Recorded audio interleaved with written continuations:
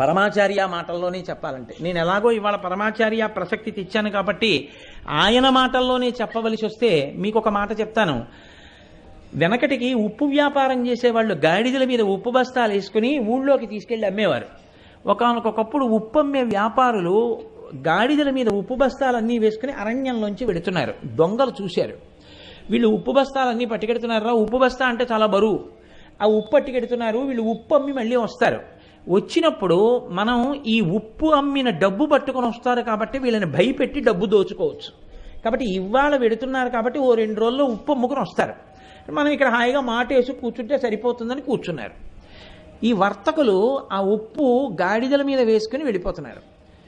అకస్మాత్తుగా ఆకాశం అంతా నల్లటి మబ్బులు పట్టి వీళ్ళు ఏ ఊళ్ళో అంగళ్లలో ఉప్పు అమ్మాలో ఆ అంగళ్ళు ఇంకో 2 కిలోమీటర్లు ఉన్నాయనగా ఇంకా అసలు కనీ విని